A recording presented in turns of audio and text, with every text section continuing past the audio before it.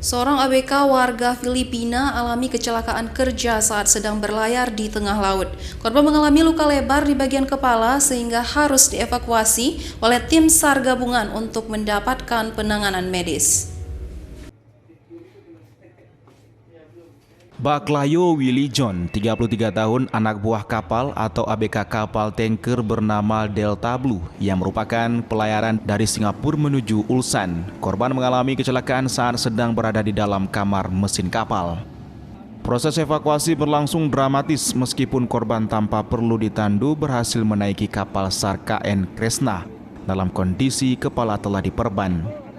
Korban yang harus segera mendapat pertolongan medis berhasil dievakuasi sekitar pukul 4 waktu Indonesia Barat dini hari tiba di daratan Banda Aceh. Selanjutnya korban langsung dibawa ke rumah sakit untuk mendapatkan perawatan medis. Budiono mengatakan pihaknya berhasil mengevakuasi warga Filipina yang mengalami luka akibat kecelakaan kerja di atas kapal. Dini hari korban tiba di Pelabuhan Ulele dan langsung dibawa ke rumah sakit untuk mendapatkan penanganan medis.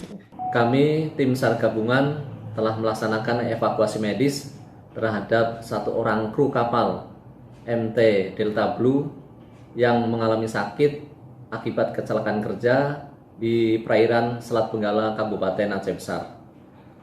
Pada pukul 02.00, KN SAR Kresna beserta tim SAR gabungan telah sampai ke titik intercept dan berhasil sandar di lambung kanan kapal tersebut untuk melakukan proses evakuasi.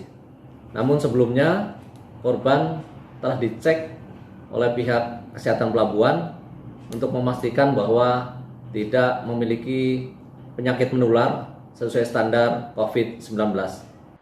Saat ini ABK warga Filipina tersebut telah ditangani tim medis di Rumah Sakit Zainal Abidin Banda Aceh. Sementara kapal tanker tersebut juga langsung melanjutkan perjalanan ke negara tujuan. Dari Banda Aceh, Topan Mustafa, iNews melaporkan.